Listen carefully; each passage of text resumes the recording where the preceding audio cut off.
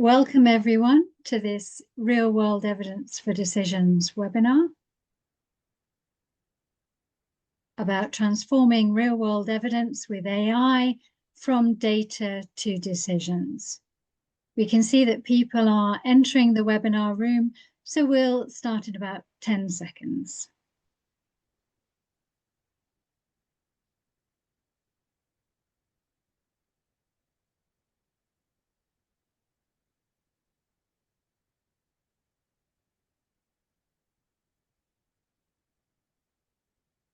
That's great. We'll make a start then. So I'd like to welcome you from all over the globe. We've seen the participants list to this real-world evidence for decisions webinar. If we go on to the next slide, you can see who I am.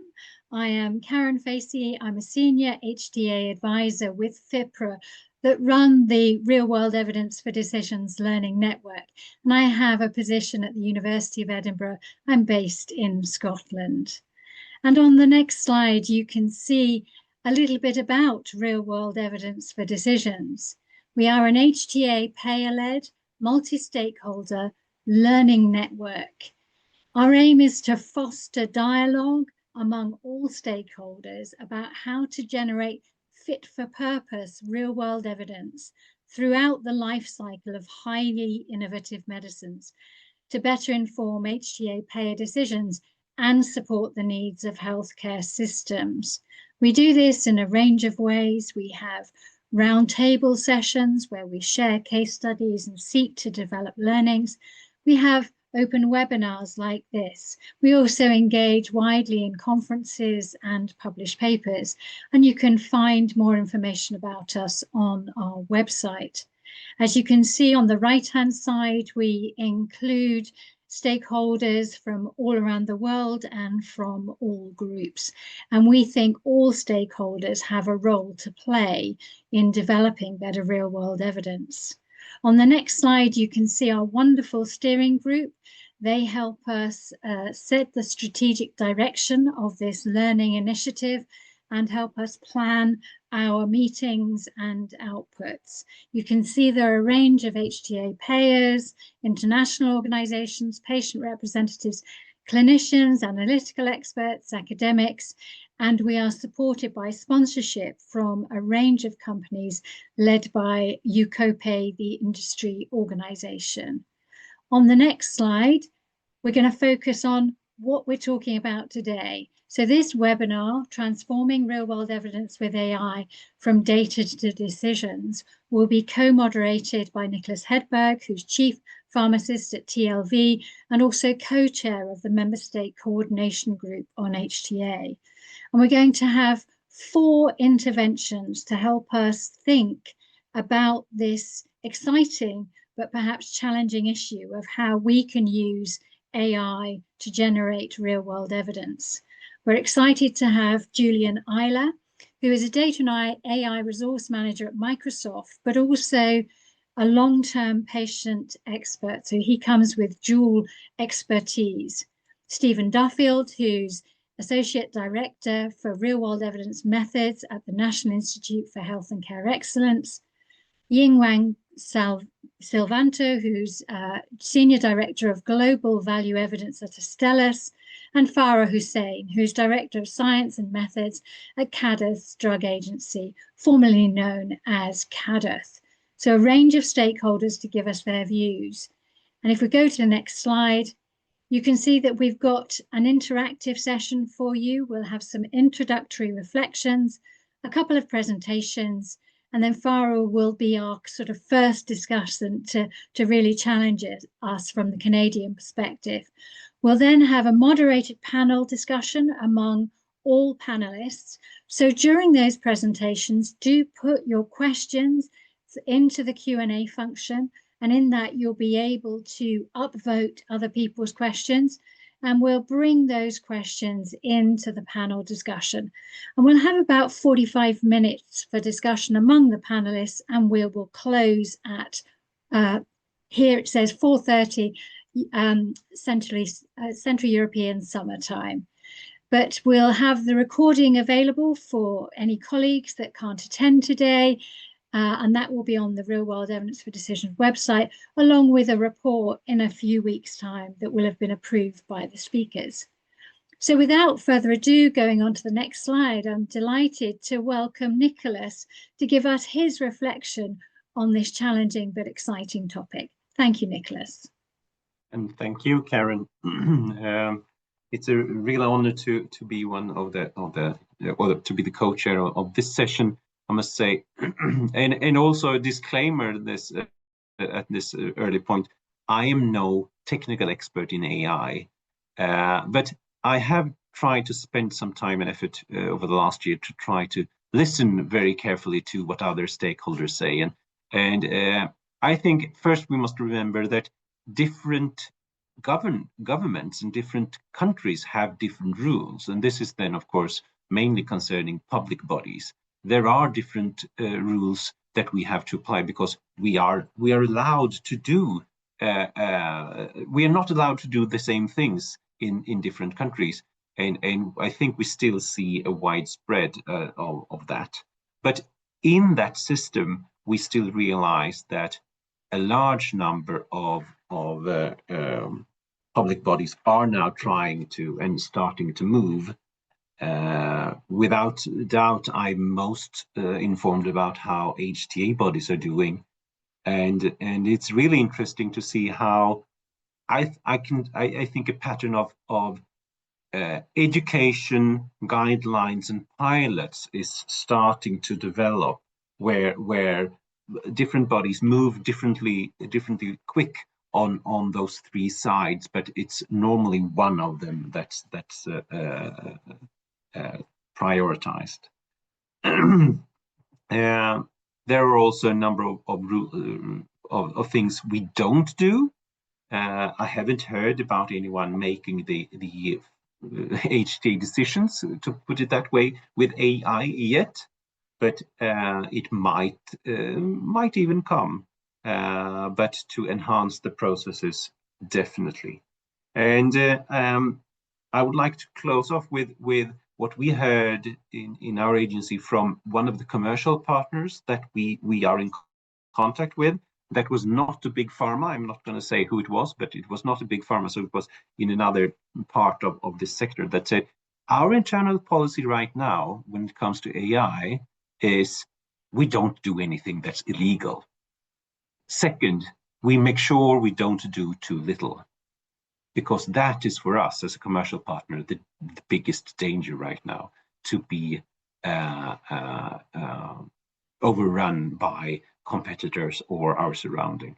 I don't know if that's going to be illustrative for what the presenters is going to tell us now, but that is my initial reflections. So I leave back to you, Karen, and I'm excited to listen in. Thank you, Nicholas. I think that's great, and that fact that we mustn't do too little is, I think, key in the AI arena, recognizing some of the concerns, of course, that are around as well. And so I think to get us started in this conversation, it's great to have Julia Nyla with us. And as I mentioned, Julia has a number of hats. So I'm going to allow you, Julian, to tell us a bit more about your background and your thoughts from your different perspectives about AI and its potential for evidence generation. Thank you. Thank you, Karen, and thank you for the invitation to be here. I'm a software engineer. Everything I know about medicine and regulation, life science, and other disciplines is not because of formal training. It's because I learned on the move, because it was needed. I have a son with a rare disease, and the disease of my son and the need for new treatments moved me to create patient organizations and be on this field. But the issue is, when you are an engineer and you are looking healthcare, it's a very strange environment compared with other industries. In other industries, when you are working as an engineer, you have to use one very important concept, which is the feedback loop. The feedback loop is very, very well used in other industries. For example, in aviation, aeronautics, you know. The mother planes are plenty of sensors. The companies, they know something, what is happening before it happened. You know, this is a good example of how other industries can use telemetry and how other industries are intensely capturing data. The surprise when you are coming into healthcare is this is not happening. Most of the medical activities are fragmented, and the professionals are not able to close the loop.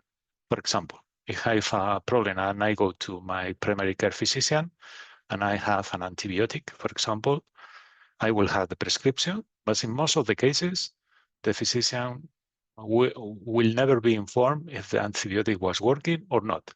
If everything is okay, I will never be back. This is just one example, right? And it's plenty of them. The problem is when you try to generate evidence, this is an issue because we are facing lack of data, which is a very important problem. Let me give you another example. I have the opportunity to be invited by the Spanish Ministry of Health to participate in an HTA evaluation for one of the drugs of my son. Well, it was the technical evaluation at the beginning. In Spain is the IPT, but also it was the discussion about reimbursement. The problem is, the question I asked to the ministry was, any of you have any idea about the cause of the disease of my son for the system? In euros, you know, a very specific question. And they say, no, we have a model able to calculate this. It's a very artificial model, you know. The model was not capturing that my wife is not working. The model was not capturing the total number of hours my wife lost because of the disease of my son. The model was not capturing that I've been 17 years without any promotion at my work with the same payroll. Who is measuring this? You know, that's my experience. Also, from my point of view, and also using my experience at the European Medicine Agency, because I'm a member of the Orphan Drug Committee. In our committee, for the people who is not familiar with, we are granting the orphan designation to new therapies in Europe. And also we are maintaining the orphan designation after marketing authorization. It's an important activity, what we do. Something I learned after 12 years in working in a regulatory agency is we are facing the same problem. The clinical trials are the gold standard for evidence, which is a very good practice. But when we are talking about the consequences of the effectiveness, that is much more complicated. For example, significant benefit. Significant benefit is first a very important concept in Europe. The companies, they have to demonstrate significant benefit over the existing treatments, and it's super painful. We are doing a great job, I guess, at the EMA, being in touch with patients. For example, like me, my role is to represent not the condition of my son, but the condition of other patients in Europe. But despite of that, this is very, very, very difficult. One of the problems is capturing data is expensive. One plane is plenty of sensors. The sensors are sending data to the factories, but this is expensive. And for me, this is the place where artificial intelligence can help, because artificial intelligence, and especially the large language models, they are able to deal with high amount of data and transform this real world data into real world evidence. For me, this is really the opportunity we have in front of us to really use artificial intelligence to generate evidence. Thank you.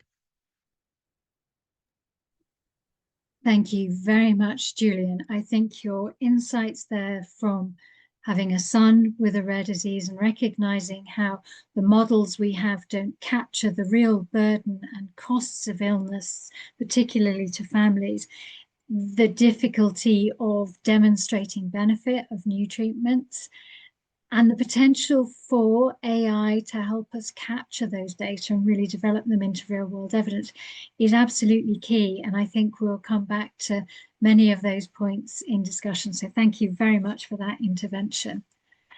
We'll move now to our first presentation, and that's from Jing Wang Silvanto. And Jing, you're going to give us some insights into perhaps how industry is thinking about AI and the potential for that. Over to you. Okay, thank you so much for the opportunity. Can I just try to share my screen here? Yes. Okay, yeah, here we go. Okay, and share. Right. Okay, can you see my screen? Yes, just needs to go into presentation mode. Right, okay. That's perfect, yeah. Okay. Yeah, perfect. Perfect. Yeah, thank you so much. And thanks again for the opportunity to speak about this exciting and very important topic and how we really see the potential of using AI in real-world evidence or evidence generation space to address some of the challenges and several people mentioned already. I would just quickly introduce myself. I'm Jing Wang Silvanto. I'm leading global value evidence at Astellas for capability, innovation, and precision medicine. And this is my usual disclaimer. Whatever I say here is representation of my own personal opinion and does not represent the views of my employer, Astellas. Okay, so today the agenda shows here is to just organize my discussion under several topics. One is to start with a lot of challenges facing the industry, why AI in real-world evidence is important and probably also important for the healthcare ecosystem. And then followed by some brief review of the current situation, how this AI is being adopted by industry and what are the implications and how to measure really the investment and the return.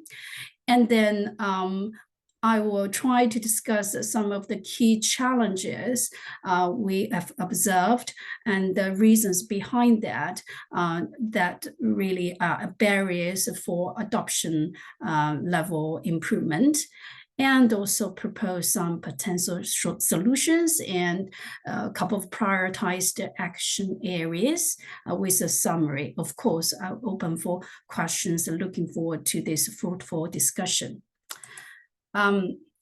So the first thing we get in is always trying to address the problem or challenge. As Julian already mentioned, that the industry as well as the whole ecosystem face a lot of key challenges internally and externally.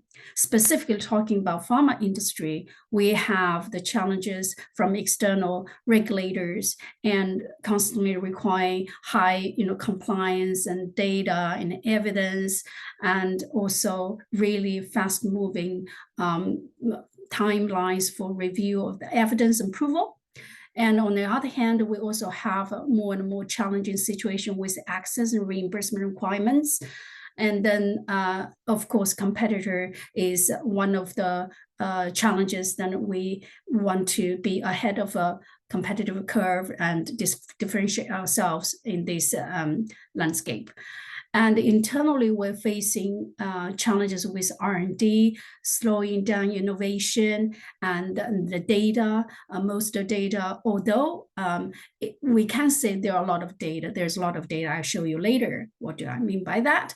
However, this data, is that connected? Is that useful? Is that relevant? Those are the questions and challenges we're facing. And also on top of that, in responding to the regulatory, compliance, and we have a lot of processes and SOPs within pharma industry, which unnecessarily probably slow down in the innovation. So how can we use AI to really help address those issues, and especially in the evidence generation space? So I've heard a lot of already keywords mentioned by previous two speakers, and they're including those kind of really exciting opportunities in terms of automate the processes or data generation, accelerate the whole activities, and maybe do some predictive modeling and simulate the outcomes. And in addition, we can uncover and review what's hidden, especially for rare diseases, and we will have a lot of hidden, diverse data sources, and we can utilize AI to uncover. And also, on top of all this, we can integrate all the different data sources and put into a more synergistic place and connect it to streamline the data generation for decision making. Okay, so what's really the end goal for that? We really want to achieve, not just for the industry, but also for different stakeholders in this ecosystem, regulators, HTA, payers, physicians, and patients. We want to faster approval, higher quality of assessment, decision-making, and we also ultimately want to have improved access and outcomes for patients. So that's really something we're striving for. Then we already have, seen those opportunities coming to our way, the opportunity with AI, opportunity with data. So I want to focus on this slide on the right hand of this data graph. This is published on Nature by a physician looking at the data. So you can see this is a really nice view to see the iceberg picture. And most of the data we see nowadays, as Julia mentioned, we have clinical trial data. Those are required. That's great and very robust data, RCTs, systematic reviews, meta-analysis, and all those. But if you look at this whole spectrum of the data on this picture, those very, let's say, routinely considered data for decision-making by regulatory and payers is really a tip of iceberg. And under this, iceberg, there's huge amount of data, including real-world evidence or data, and also other types of data that is quite hidden and largely untapped, and the potential is enormous. So this is the opportunity I want to highlight: AI, I mentioned earlier, and also data. So what is the also we've seen in the past 3 years of the opportunity of AI in real-world evidence space, given the opportunity with AI and data. So we can just have a quick overview what has happened at the late of 2022 with the introduction of ChatGPT, GPT 3.5, which is the model behind ChatGPT. So I'm not going to read through all those terminologies and what has been used on real-world evidence. It's just to show you that the scale and usability of those different models and evolution is really rapid progressing, and these are not going to stop in the future. And hopefully this also gives us some sense of hope that the opportunity using AI in real-world evidence is going to really transform the whole space. Then in order to tap into this opportunity, we need investment. And here I present this directional kind of level of investment in terms of the industry in AI in general. The blue bar shows the AI in general, and the green bar shows AI investment in real-world evidence. This is not some, kind of specific numbers. This is more showing the directional numbers based on different resources. The message you need to get from here is that the investment is going up and the trend is not going to stop from now to the future. And this is really a consensus from industry leaders, not just the pharma industry. Okay, with this investment, obviously it's a big investment. What do we see about return? So usually people will look at return at different, measures. For example, is that improving my, workflow? Is that going to, enhance the efficiency by reducing the time need, reducing the workload and the cost, and etc. So I have done a literature review, looking at different use cases, and did find some of the quantitative as well as qualitative information about measuring those impacts. So I outlined some of the examples here. You can see some of the numbers is actually quite promising. We have seen something like saving workload by 75%, and somewhere, starting to say that fund 20% lower hospital, some under or hidden subgroups. With this, and obviously audience will think, oh gosh, the AI can bring us a lot of hope and opportunities. But would this just give you or organization leaders, decision makers, the confidence that we are actually fully utilizing and revealing the AI potential? In other words, do you think we are really, really at the top of extracting the return from this huge investment? So I want to show you something interesting here. So exactly to this point, recently, MIT published a paper in AI application and talked about a return on investment. So their conclusion is, despite $30 to $40 billion in enterprise investment into Gen AI, the surprising result is that 90% of organizations are getting zero return. In other words, only 5% of organizations, this is across industry, it's not only pharma industry, only 5 of them getting some level of return. And I also want to highlight the return here is defined as a measurable market sustained productivity impact, or P&L impact. So it's quite a strong definition here. And I've highlighted one of the industry areas, which is, our area, healthcare and pharma. You can see here, it says the key signals of the AI implementation adoption is still at the pilot stage, and the major clinical models or business models unchanged. So which means that we are not getting a lot of return from this investment, if any.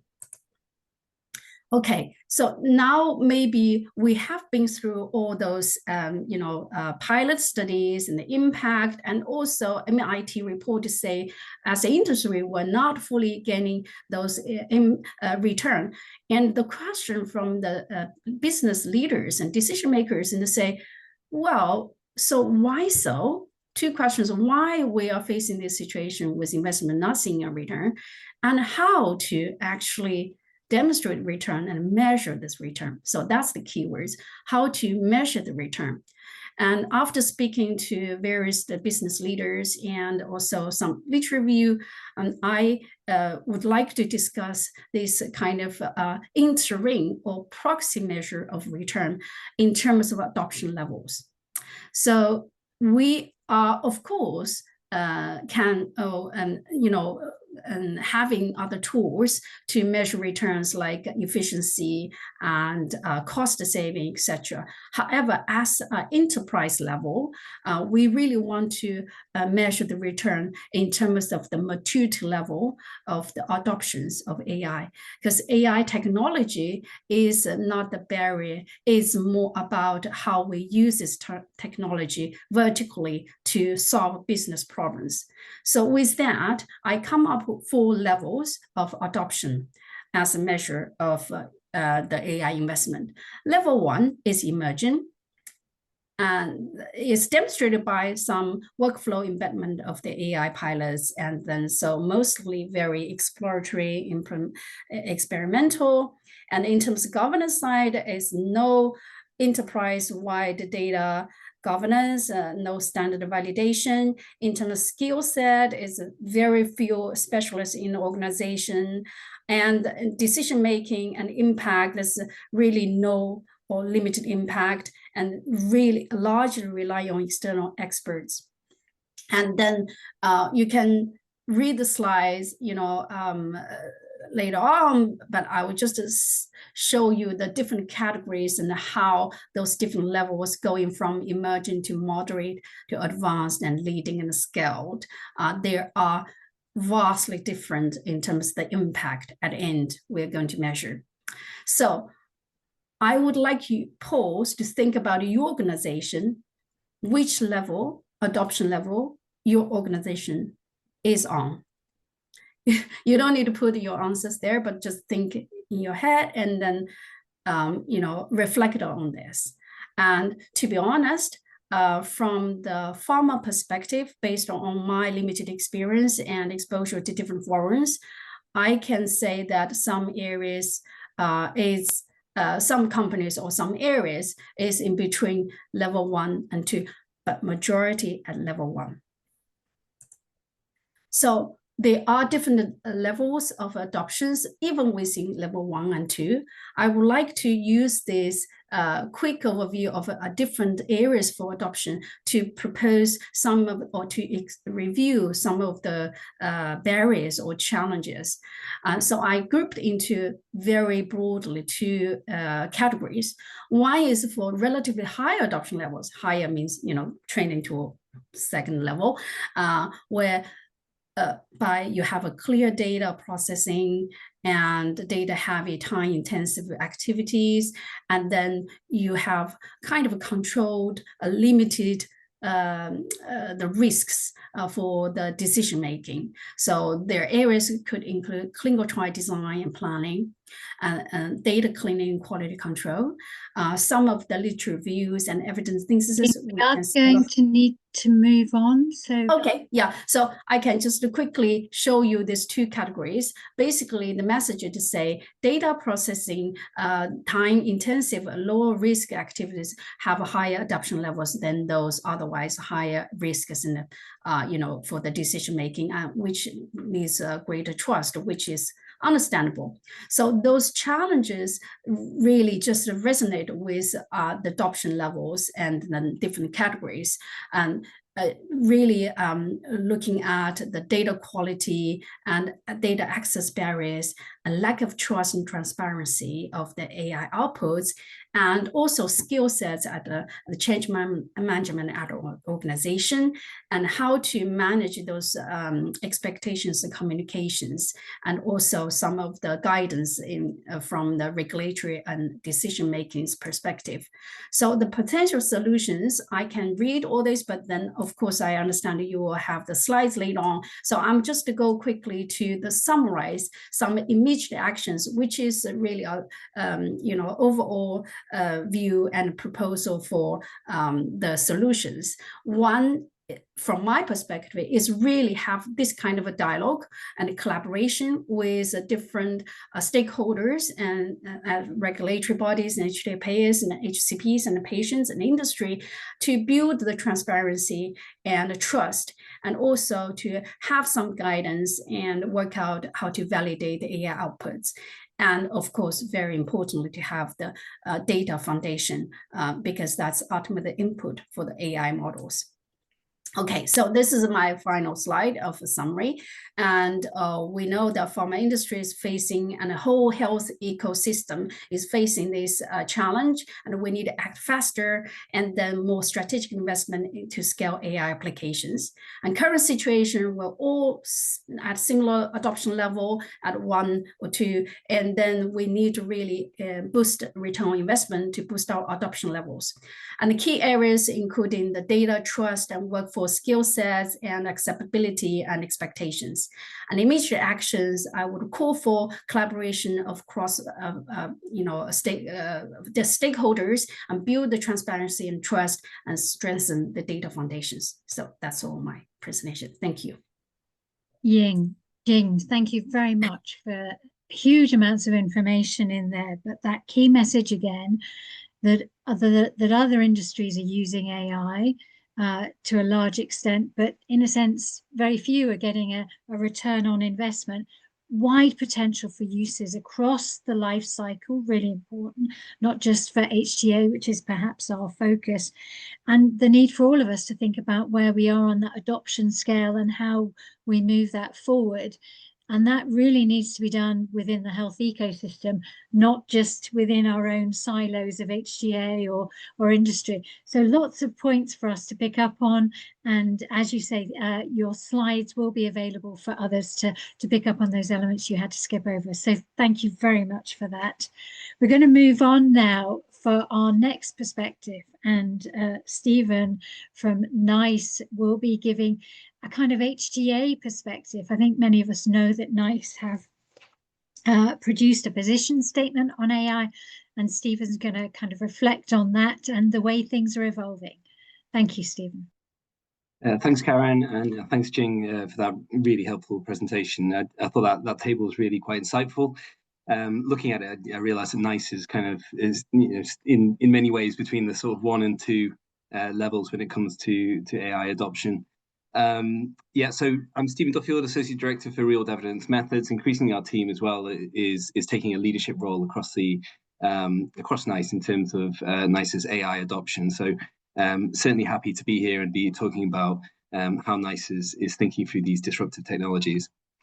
So the first thing to say is that AI is obviously impacting the entire evidence generation pipeline. And just to point out, we could go a lot more granular than this. There are many different use cases. I could show you quite a long kind of list that we've developed within NICE. But the point here is that it really is every single stage from data generation to evidence synthesis. And many of the use cases kind of listed here are the ones that we've heard about already. So that's kind of the potential for AI, but the reality, I think, is becoming quite pressing as well for HTA organizations such as NICE. This slide is actually a little bit out of date now. We have more use cases coming through in terms of AI use, and we're expecting that to increase. Some examples you can see on the screen right now include the fact that we're now assessing technologies that themselves make use of artificial intelligence. There is artificial intelligence used in quite pivotal evidence within certain technology appraisals. And again, we're expecting more of this use, so that could be kind of machine learning approaches for causal inference. And then, of course, systematic reviews. And this is the one that we really are expecting kind of uptick in terms of adoption, and for NICE to being asked to review these and their suitability for use. So how do we navigate this? One of the kind of pieces that we put out last year was NICE's statement of intent around artificial intelligence. This really is a document just saying that, yes, we are aware that AI is here. We're not kind of biding our time. We are developing our plan and our approach. And it is what it says on the tin. So it displays our intent to kind of develop our best practice methods and standards, and to increase our understanding as well. And much of that is to do with linking with other key experts. We're never going to have all of the internal expertise that we need to be able to understand artificial intelligence. So working with others is really, really key. The 3 kind of priority areas that are outlined in the statement of intent fall into these 3 main buckets. The first one is the use of artificial intelligence in evidence which is actually submitted to HTA agencies. I think we've listed quite a few of those already.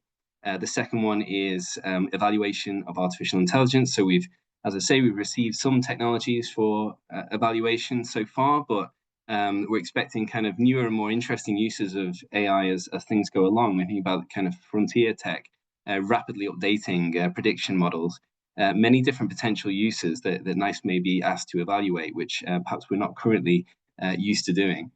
And then finally, as with all organizations, NICE has a need to update, and possibly even an ethical need to update, actually, to keep pace with the rate of change, and to ensure that NICE is as dynamic and fast-moving as the external environment. So we're going to focus in on particularly the use of artificial intelligence when it comes to evidence submissions.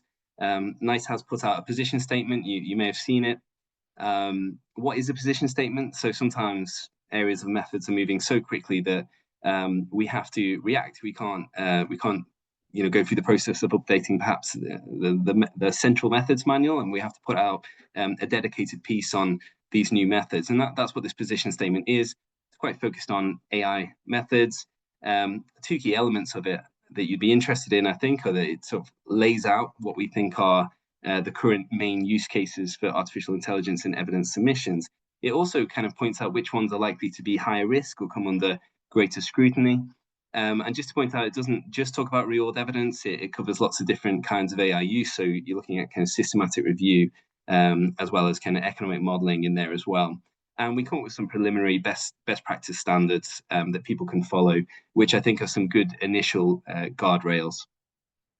So when it comes to real-world evidence, looking into the position statement, these are the key use cases for real-world evidence itself. I think this chimes quite well with what's been discussed so far. So NLP approaches to generate structured data from unstructured data. I should say not just NLP, I think LLMs are being used for this now as well. Multimodal data integration. Again, I quite enjoyed Jing's other table, which was looking at kind of AI for data, where we are now and where we'd like to be. Synthetic data generation, there's some question marks as to whether this really falls under real data, but we are putting it there. People are using algorithmic methods to generate real data to kind of get around, in a sense, the privacy restrictions and to enable greater sharing. And then, of course, as with trials, we're expecting to see more use of AI actually in that kind of central evidence around causal inference questions, whether that's kind of feature selection, targeted estimates. We think about approaches such as TMLE, or even approaches to combine RCT and real-world evidence findings. So these kind of data fusion approaches, you can perhaps trials which borrow power from real-world evidence. So we have some general principles for use. Some of these perhaps are, would occur to you anyway, but it's good to say out loud. And just to point out as well that NICE has recently updated its submission template. So we're now going to be asking people to clearly declare where exactly AI has been used in their evidence submissions and to justify this use. As this includes things like balancing the potential benefits of using AI against the potential risks. What we're really asking you to do here is to show you're working, to show that you've used AI in a thoughtful way. And then again, at the moment, we're asking for AI to be used on a principle of augmentation, not replacement of human involvement. And now some people might think that, that's where things are heading with AI. But at the moment, I think it's really important that we build up that kind of, you could call it a case law of good validation studies, which help us to have more and more confidence on even the initial use cases in evidence submissions. So we are recommending that you kind of co-present your validation work alongside your submissions. This, again, we're hoping to pick this up and to monitor this as things go along, so we can really track the use of AI in evidence. And we do recommend some initial frameworks and guidelines. So some examples would be the RAISE collaboration and working on frameworks around systematic literature review, and the recent update in NICE's framework references the VALID framework as well. It should go without saying that if you are going to use innovative methods, you should seek early advice as well from NICE and regulators. So again, for causal inference, there's some more slightly specific recommendations here. Just in the interest of time, I'm not going to spend too long on this, but I will be kind of sharing these slides after the event so that you can kind of understand these for yourself. So what do we do? How do we generate guidelines? How do we increase the speed of this process from academic development of new methods all the way to their incorporation in HCA methods? This process that we've got on the screen right now, it can take a long time. It can take up to 20 or more years for things that have been accepted in the academic world to actually make it to influencing better decision making. One of the ways we can speed this up is by getting involved with pilots. It's one of the things that has been mentioned already. HCA Lab is one of our key elements here. So this is our regulatory sandbox, and it's a chance to actually sit around with stakeholders looking at these new methods such as artificial intelligence approaches and really thinking what they mean for HCA and how we can proceed, both taking advantage but also being cautious where necessary. And that really helps us to explore new methods away from the highly pressured live appraisal environment. So something else to kind of flag is that NICE's real-world evidence framework, we were true to our promise. We said we would keep this a living document. I'd say there's been, I think there's been 4 updates since it was published in 2022. So we're doing kind of well on that front. And the most recent one is definitely relevant here. So we've updated the framework with a new section which focuses on where algorithmic methods are used to generate structured data from unstructured data for analysis, and where that's presented to HCA agencies. We come out with some best practice recommendations for how this should be reported. And we've updated our data reporting tool, the DataSat tool, to incorporate this as well. We give some indicators as to what a good validation study would look like around these algorithmic methods as well. And as I say, we've linked to some frameworks which we think are quite helpful to help you navigate and do the best job when this kind of evidence is quite pivotal to your submission. So there's some ongoing related work around artificial intelligence. As I say, piloting is something that we found really useful to help us, to upskill us, to explore the limitations of new methods, and that ultimately then feeds into our methods documents. I don't have time to go through each of these, but again, check out the NICE website. We're trying to keep all the artificial intelligence projects in one place, so you can certainly find it there. And apart from that, just to say thank you very much for your attention.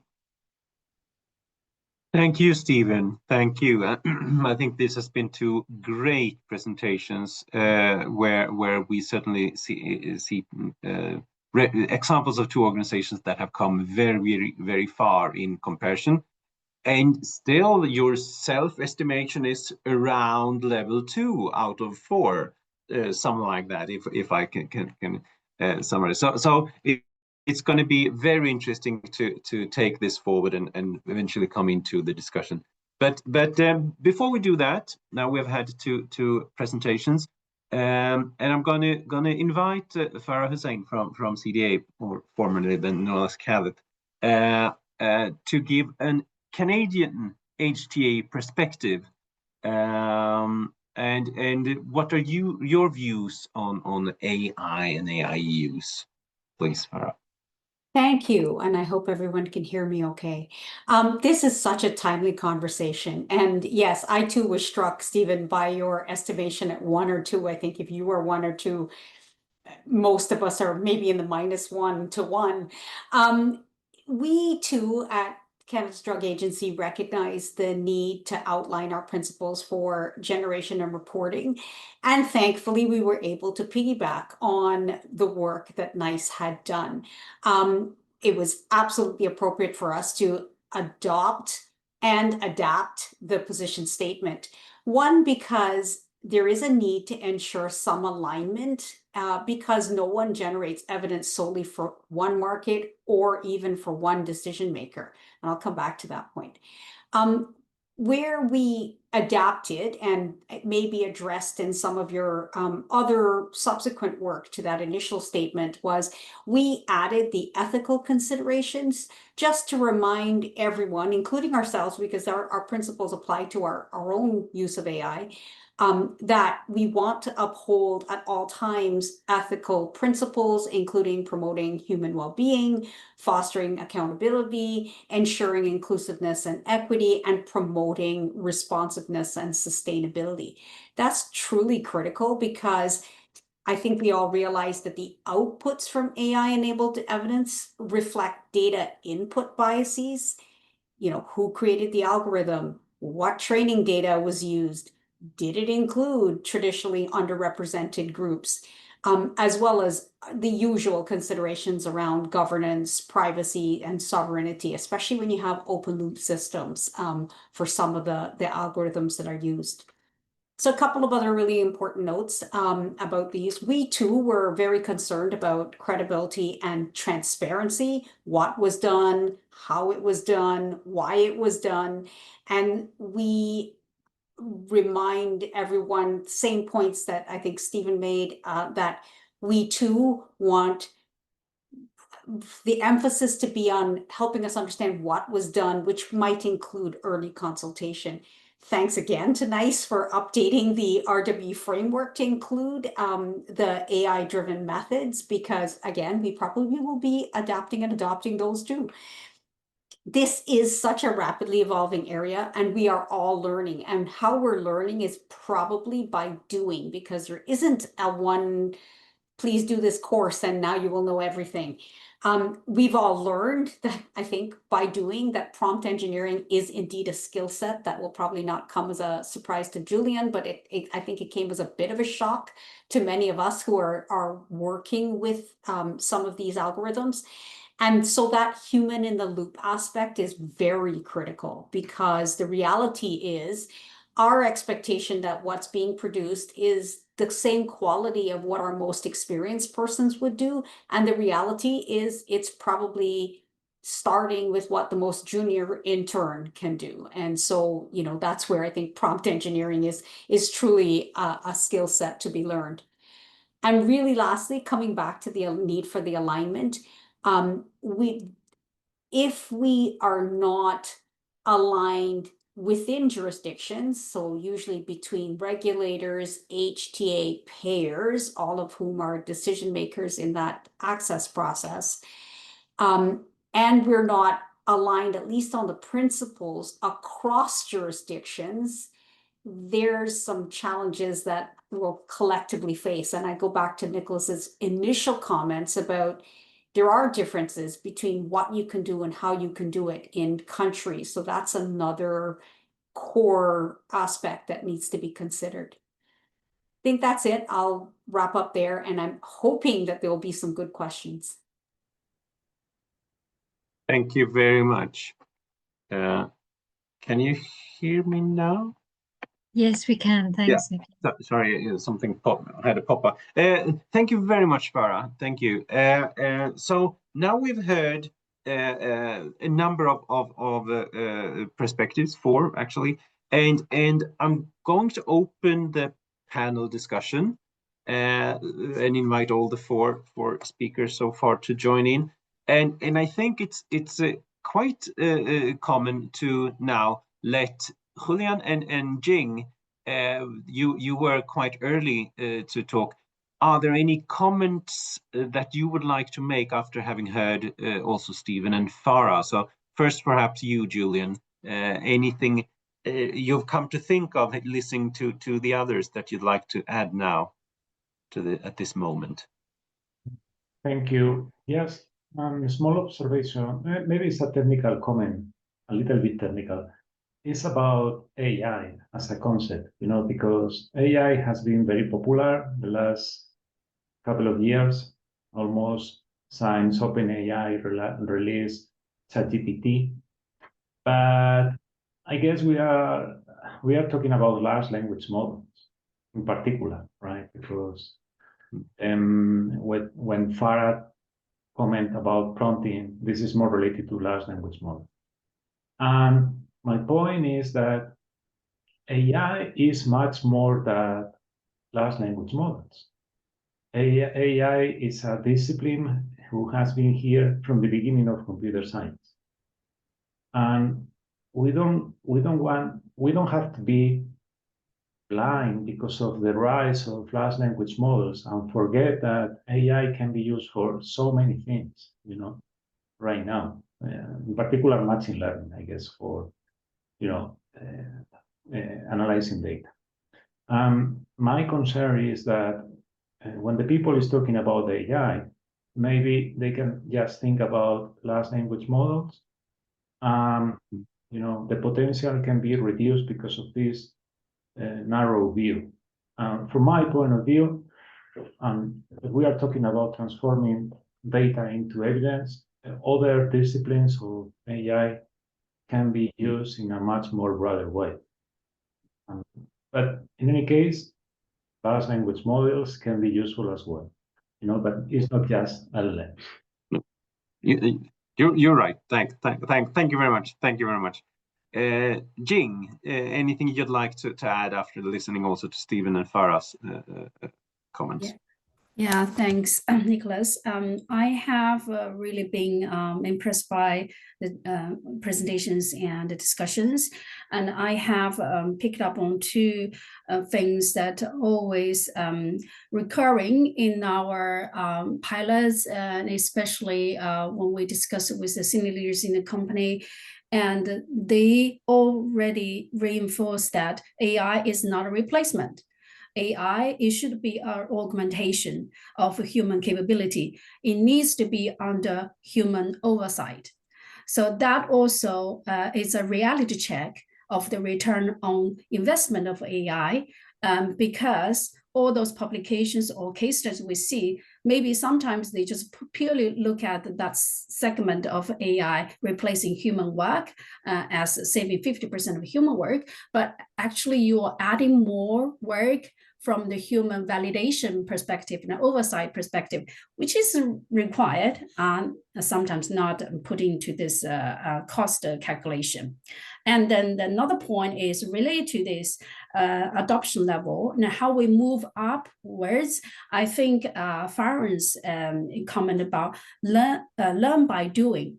That's really what we, as not just industry, the whole spectrum of stakeholders should do. Patients and payers and and the regulators. We can only learn and fast and fail fast and then adopt fast. That's the only way we do that. As Julia said, that feedback loop. I understand maybe he's talking more about the data connection and feedback loop, but it is another feedback loop about the pilots, about our adoption exercises. We should also building as other industries to fast, and take on feedback and modify and adapt, improve. Thanks. Very good. Thank you. Thank you. We will bring in questions from the audience as well. And Karen, you are the one moderating that part of the chat function in this meeting. So I'll let you in now with a question. And I'm glad to say that the Qs and As are becoming active, and David Schwicker has been very patient because he asked a question during Jing's presentation, and I think it reflects on what you've just been talking about there, Jing, about he's asking, the kind of results that were presented around the returns for AI, he didn't kind of believe at all. And if you were to really get these efficiency returns, we'd see massive layoffs, and we're not seeing that yet. So are those returns perhaps overestimated? Well, there are two levels. In order to, get to the massive layoffs as the organization, you wouldn't need to see organizational enterprise level of scaling up. Like probably you get to level 4 of adoption, then you will really see that kind of impact. But on the other hand, I agree. Also, I commented earlier that those examples and case studies published, and they are really not taking full consideration of the cost of human in the loop. Validation and oversight. So this probably also, as you said, exaggerated the return in the percentage. However, we should ask ourselves, really, what's the purpose of AI for this healthcare industry? We are such a high-risk industry. Any decision we're making will have a huge, substantial consequences. Do you really want to use the AI going along, or do we really have to put a human in the loop, at least in the next 10 or 20 years, that we cannot replace human? We should just augment human. Yeah, thank you. And perhaps a question for all panelists, which follows on from that, from Rafael Minakori, who says, can we think about some rapid zero return AI investments through some quick wins? So what are the quick wins we could do? I can take one, and I would like to share. Let me see if I can share my desktop. Never tried before, but maybe I can do it. Yeah, I guess you can see my desktop, right? Yes, we can. Thanks, Julie. Yeah, this is a quick win, and this is something we did. It's It's a project between Eurordis and the European Medicine Agency, and it's about using AI to capture significant benefit from a patient point of view. And this initiative is open. Everybody can check it. It's right here. It's collaborare.app. The idea is that the AI, a large language model, will create a list of 10 items who are very important from a significant benefit point of view and from a patient point of view. And this list goes to patients' organization. And the patients' organization validate this list. They make changes, they change the order, they add new, they delete another one. And finally, they make a validation stamp into the list. I will show you, for example, because we have several conditions right here. Let me focus, for example, on this. This is Angelman syndrome. This is a rare disease. This list has been created by an AI initially and has been reviewed and validated by the patient organization, in this case, this foundation. And this is a good example of something very, very simple, right? We use LLM in a very simple way, but the feedback of the patient organization has been very positive because in most of the cases, the patients' organizations didn't change anything. They totally validate the output of the AI. This is a good example of using AI, is having a human in the loop, as Jean already mentioned. This is augmentation of the capabilities of patients and organizations. It's a very good example. Just to let people know, we have this concept of patient experience data promoted by European Medicine Agency. A lot of people work on this concept because we want to move forward from the PROMS, PREMS terminology into something more general, who is PEDS, patient experience data. This is the initial reflection paper, and it's open for consultation. So if everybody is interested to take a look into our official proposal, you can go here, read the initial paper, and contribute in this direction, because the paper has some reflections as well on the use of AI for capturing patient experience data. Thanks, Julian, and we'll put that link in the chat or in the report anyway afterwards. Yeah. I think that's a great quick win. Would anybody else like to share quick wins? And then I'll hand back to Nicholas for more questions, which could be from the audience or from discussion. Farah. I'll add that I think it was mentioned before that perhaps we should move past, if we will accept sort of lower risk type of activities, such as generating a systematic literature review. That's probably something we should all collectively say, yep, it's a sufficiently low risk that it's not an if, it's we are, and this is how, and align on the principles behind that. I do think that it's easier to start with the lower risk activities to build some trust, build some experience, and foster the communication between those who generate the evidence and those who appraise the evidence. Start there before starting with something more complex, like, for example, the synthetic data cohorts are one of the ones that I would say are probably higher risk, especially since I think the outputs may not be viewed as models, but actual data, in which case I think that there's some challenges there. Great, thanks, Farah. Stephen. Yeah, just quickly on that one, I think it'd be helpful to for people to step back and think about how they would even spot a quick win.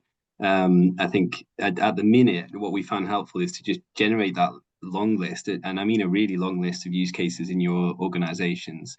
Then a helpful exercise we found is to just split that by which ones are by impact, maybe across one axis, risk across another axis. You end up with 4 quadrants. Low impact, low risk, people can maybe go ahead. High impact, low risk, again, people can potentially proceed. Low impact, high risk, then we probably need to update our policy to say don't use it in this way. high impact, high potential risk, that's the interesting area, and that's where we really need some principle testing to validate those uses and decide how we're going to progress, if we're going to progress.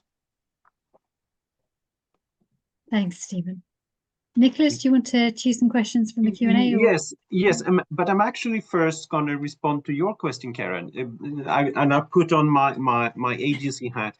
We have started quite a lot of initiatives internally, but we've focused internally. So I would say our quick win, or our two main quick wins, are that first, we have 16 internal AI apps that are in a secure environment. And one of them, the most frequently used one, is prompted with our also quite new internal guideline for plain language use.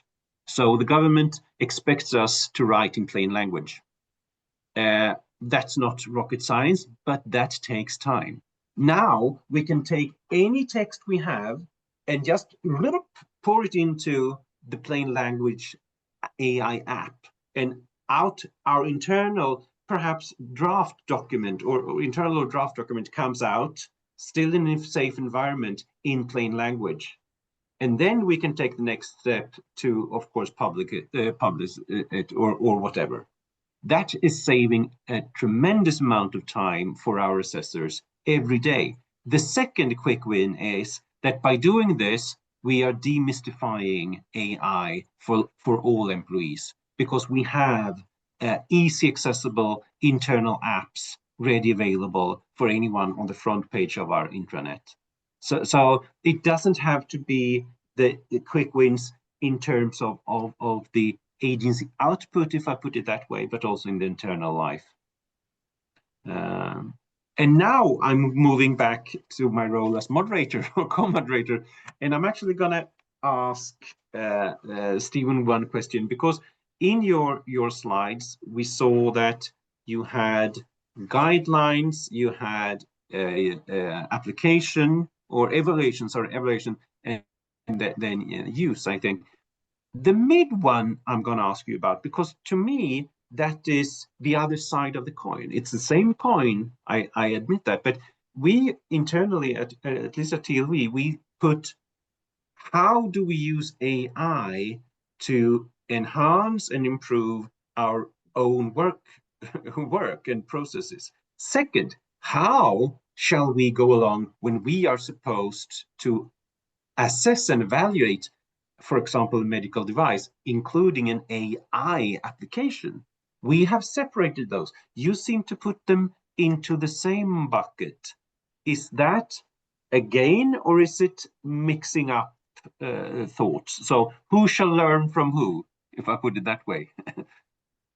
Can I just check the question there? So you're saying that we've separated out because in my mind, the evaluation of health tech with AI is separate from internal use of AI. Okay, but you had three uses in one slide, but you have quite sharp distinctions between them, do you? Yes, correct. Okay. So just to go through it again, so the one bucket was use of AI in evidence generation. The middle one was technologies that themselves use AI. And the third one, which is perhaps where you do get some overlap actually, because NICE generates evidence itself, is internal use of AI. Yeah. Okay. Sorry, then I misunderstood that. Sorry, but perhaps someone else did as well. Very clear then, you do the same division as we do, but even more sophisticated, because I think it's useful to see those two ends of the AI. Very good. There's a good detailed question from Diane Morad, who says, when using an AI study such as an NLP with digital listening to map the patient journey and generate epidemiology, what best practices ensure the methodology is scientifically robust? Are there frameworks, checklists that we should be using? Should we be reading the NICE and CDA documents more clearly? Is that covered in there? So we're focusing on in the real world evidence framework. We're focusing on probably, you know, fairly kind of initial guidance, particularly around. So let's imagine that there are kind of free text clinical notes. That's really what we're imagining, if we're being honest. And people are wanting to interrogate that data, and in a way that kind of Julian was mentioning, this can help get us more rich information, which can answer questions in a better way. So that's really what we were kind of focusing on in the real world evidence framework.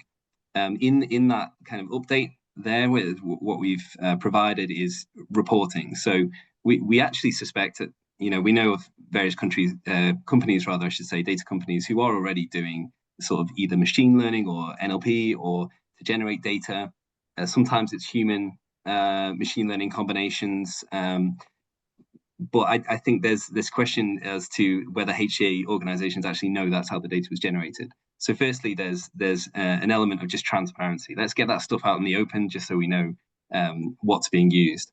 The second element is to do with validation studies. So we're really encouraging people, especially for those pivotal uses of real world data, to present their validation. So to show that as part of our assessment of kind of things like measurement error, and that they present that validation data that essentially shows how close to the notes these algorithmic approaches manage to get. We've got lots of different points in there, include things like metrics as well. And we have limited space in the framework, so we often link out to studies that we just think are really helpful. So one of those is Estevez, Farah, was talking about the importance of thinking about fairness of these algorithms. And so we promote things like stratified performance. So not just the overall performance of how these algorithms are working, but also think about, you know, how that changes when you're looking at your subpopulations as well. And then, an update to the data SAT tool, which NICE uses for its data reporting to incorporate those changes. Thanks, Stephen. Farah, anything to add to that? As usual, Stephen has said mostly everything I wanted to say, but I think it was purposeful that the AI methods part was updated within the RWE framework, because really, if you are adhering to the intent of the RWE framework, you will also meet all of the requirements, even for AI-enabled evidence generation. So I really think that that's the right place for it to reside. The additional, but not really additional element is that of the validation studies. And we will get to a point where that's no longer needed because these things will be established over time. We're not there yet. So hence the importance for us to understand that level of information in order to have the context with which to appraise the evidence. Thanks, Farah. Nicholas, back to you. Yeah. I'm coming back to Jing's presentation, and obviously a lot of people around this virtual room was very, took very good notes and impressions about this. Whenever you put a scale or a table up of that kind, it catches interest. And let's say that most of us are, if we have started our journey not more than on level 2, what's needed most to advance, and which are the most obvious challenges or even hinders, blockages on the road? So what shall we do, and what shall we look out for? And I'm starting with you, Jing, but it would be interesting to hear the others as well. Yes, so this is a great question. It really touched the core of adoption level, why we're still stuck in this, early stages of adoption. It's because sometimes AI is touted as, a solution for all. And in reality is that we need to have very specific business issues. What it means is in the organization, you cannot rely on one team or one specialty to find a solution using certain tools. So the investment needs to look for this hybrid capability that people who are working in their specialized areas, we call it a function or team or domain expertise, that they really bring critical business problems. And for those AI experts in the organization or IT or whatever you call them, then they hybrid, they cross-fertilization of the solutions. And then again, by doing a lot of things quicker and learn quicker. So I noticed that the question say, oh, where should we invest? Is that a training for the whole organization, or is that going to build a all-around tool, AI tool? I think it's not just a broad training, build an academy or whatever. It's really to look at business issue. You need to have the vertical application to a small business problems. Just to give an example of a systematic review. We think it's a lower hanging fruit, but once you start doing this project, you can see actually it's not that easy. It's not just throw in the AI model and you get a data extraction out, you get a summary report, everything is perfect and accurate. No, it's not. So how do you solve this problem that, okay, can I just make sure AI is 100% accurate or 99% accurate for screening the data, screening the abstract title for inclusion and exclusion criteria for full papers. Even that smaller step that you make it 100% accurate and people have confidence that, okay, I can nail it with this, with the AI tool. But the next step, what do we do? So you have those iteration of the smaller projects, and then you think bigger. So you really, I think industry in healthcare industry need to learn from other industry, have a rapid iteration of the feedback and then implementation. Thank you. Thanks. Farah, I saw you nodding and smiling with recognition. I'm nodding and smiling because I agree that even what we think is low risk is not easy. So those are not equatable. And just so that I noted at this past ISPOR, there were a number of vendors who have published validation studies for generation of SLRs with fairly high accuracy. I'm happy to share that paper, at least one of the ones that I recall. I think we need to be cautiously curious. Somebody had mentioned that term in another presentation, and I liked it because it really underscores that you have to understand both the potential and the limitations in order to proceed. So I hope that as we are in the learning curve, whether we're 1 or 2 or wherever we are, that we continue to be cautiously curious. I don't think any of us want to stick our head in the sand and say, this is not happening, please let it all go away. So I think we do have to be in that space instead. Great. Nicholas, and I'd love to bring in a question from Catherine Lindale. She's picking up on what Julian was saying about the human in the loop, and a number of you have talked about that, including Farah, and about how do we validate AI outputs? Is there work towards closing the loop in ways that are grounded in the unknowns of the diseases? And I think this is quite interesting, particularly in the area of rare diseases. So how are we validating it? And in a sense, could we be missing something that AI is telling us by validating it from our own point of view?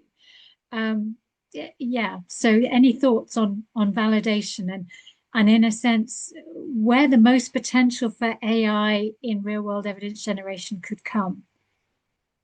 Julian, have you got any thoughts on this? Well, my point of view, I guess, the frameworks for validation, they are the same frameworks. I mean, it doesn't matter if the data comes from AI or comes from how we are validating the data coming from a question from a patient. Why do we believe that the data coming from a human is better than the data coming from an AI? Because it's a human. Well, I don't think we have to treat AI-based data in a different way. The regulatory frameworks and the decision frameworks that we have, They are here to make sure data quality is there. So from my point of view, it doesn't matter if the data comes from AI or the data comes from a different way. We have to make sure we have solid data quality frameworks, and we have to build maybe new data frameworks if they are needed. But from a data quality point of view, we already have the methodology. I don't see why data coming from AI should be treated different in that way. Stephen, picking up on something you said about validation, I think the concern we've had are bias. We've heard a lot about bias in recent years about AI, and I don't know whether that's improved. But you mentioned kind of consideration of subpopulations. In a sense, that's validating against the known biases. What about the unknown biases? You know, as a statistician, I like to think about unknown biases. Is there something we can do in the general application of AI that would improve our evidence generation and the way in which AI is used in evidence generation? Yeah, it's a good question. It's hard to know which kind of use case to focus in on there. Unknown biases, I think they could potentially come in the way that, so AI tends to think in ways that human beings don't think, and make connections that human beings wouldn't necessarily make. And so those are the things I think we need to be concerned about. So I mean, I guess some examples, I mean, just even in kind of imaging, you'll see kind of AI potentially just because the font of the or the particular sort of calibration of the machine has changed, suddenly performance goes haywire. Also a bit kind of concerned as well about the sort of generalizability of some of these tools. So in terms of their performance, so they could work probably, you know, there's a question essentially around the fact that sometimes the evaluation of performance that we view at the point of HCA is probably the best estimate in terms of the most optimistic that we're going to get for that particular technology. Once it goes out into the environment and deals with all the messiness of the real world, suddenly that becomes a problem. And so I think, you know, it's hard to get around the reality that we need to have ongoing monitoring. We need to set up sort of ongoing monitoring systems which can detect those kind of signal changes which suggest that something's not quite right, particularly where that affects you know, subpopulations who should be protected. Yeah. Mm-hmm. Thanks. I'm looking at the clock and realize that we have come to the point where I need to introduce the last question to close off the panel discussion. And we have talked about a number of very important and interesting things. One thing we might not have discussed in detail yet, and where I would like to ask you for some short reflections so that we can close off on time, is on the collaboration side.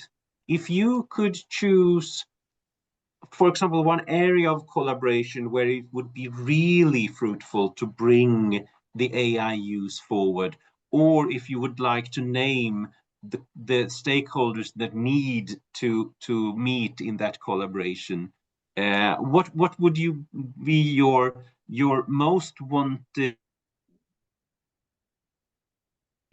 next step on how to collaborate on AI use to the benefit of us all and ultimately to the patients? I hope that was not that was clear enough, I hope. Who would like to go first in a collaborative spirit? Stephen, I'm looking at you. Can you go first? No, sure. So how can we better collaborate? So, you know, there are ways in which NICE does have kind of official relationships. You know, we have a lovely relationship with CDA, AMC, and kind of other HA bodies, and we've already mentioned on this call that we can learn from each other in that way. What I would like to start seeing, I think there's certain use cases which we're all sort of gathering around. So we're looking at systematic reviews, and I just want to point out that is a real-world evidence use case, because if we can crack systematic reviews, the kinds of evidence that we can include and consider in things like national clinical guidelines at NICE would also broaden, because often it's a resource issue wading through that stuff. So if we can kind of share our findings, our validation findings, increasingly as we go along, and that's industry as well. That's why we're asking them to submit with their validation, and we create a log. This is how we build up the kind of case law so that we can increasingly trust certain use cases and move from kind of more peripheral uses to them being more and more impactful with greater return on investment. Thank you very much. Okay, Jing, I turn to you then to see if you can respond to that industry. Yes, from industry perspective, I really have a really ambitious hopes. One is focusing on these general discussions, or let's say more strategic discussions, like what we're doing here. And if we could have, have more regular this kind of discussions, by more regular.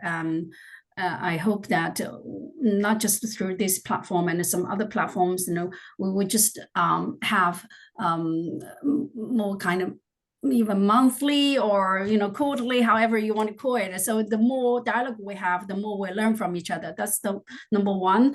And then the second thing is more about specific use cases or specific business projects for those. And I think a company and the regulatory and HTA bodies should really have early dialogues. And so I see some questions asking about, if we start a study using AI, should we just tell NICE or tell the EMEA about we're doing this? Yes, of course. That's kind of even more needed than just ordinary early scientific advice, because this is something that we are learning together. So that's the earlier the better. And on top of these strategic discussions, which you can lay out the direction roadmap we're traveling to.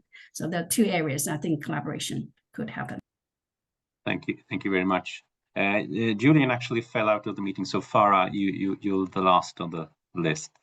I would say SLRs from an HTA perspective is an area for collaboration. I would also like to potentially say indirect treatment comparisons, but that's maybe just a personal thought. Thinking on the industry side, I think there's huge potential for unstructured data, especially to add to the understanding of effectiveness in the real world. That's a bit post HTA for the most part. It's usually within our pair round to think about what that kind of data could look like. I think it's huge because we already know that so many, even registries may not collect endpoints, or they may not collect all of the relevant endpoints, including ones that are probably the most important to the patients. And that's in the unstructured data, both for effectiveness and safety. So I would say that that is probably the highest potential area for collaboration. Yeah. Okay. Thank you. Thank you very much. Thanks. And yeah, I will just add that on the EU side, EMA is actually collaborating with a lot of stakeholders in the steering group for network data, NDSG, where most stakeholders have a seat and have insights, and we talk about AI quite a lot. I'm going to wrap up from my side, leaving to Karen. I've learned a lot. I've had great fun. I'm still convinced that we are heading into a wonderful future where AI will not take the job from people, but perhaps people that use AI might take the job from people that don't. So Karen, over to you. That's a great summary. Thank you, Nicholas. And I think the thing is that AI can also, in a sense, do the drudgery jobs for us and give us new insights and bring us new data, which is kind of additional evidence to improve our decision making. So I'd like to thank Nicholas for co-moderating, and to all of our wonderful speakers. And Julian did send his apologies. He had to go and attend to his son. So we particularly thank him for his time and expertise. We thank all participants for putting questions in the box, and we know that we haven't answered them all. We will try to answer them in the report of the session. We also know there was a question about closed captioning. We're sorry that we couldn't get that working today, but we have contacted that individual and will make a transcript available to her.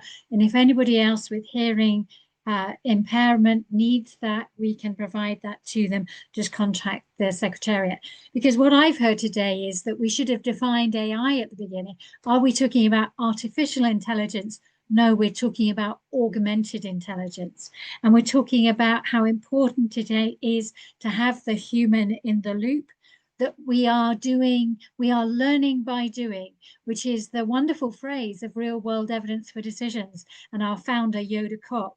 And we love collaboration, we love transparency, and we love to share challenges and develop solutions together. So this has been a great webinar. I think it could be the first of a series to come, and we hope that you'll join future sessions with us. Our next meeting for Real World Evidence for Decisions is our annual online symposium. It is by invitation only, so do get in touch with the Secretariat if you'd like to see if you can be invited to that event. We're getting close to kind of a limitation of numbers, but do contact us. That's going to be about mobilizing real world data. And you'll see the webinar recording and report on our website soon. And it just leaves me to thank our Secretariat for organizing everything in the background. Thank you all very much. Thank you. Bye. Thank you.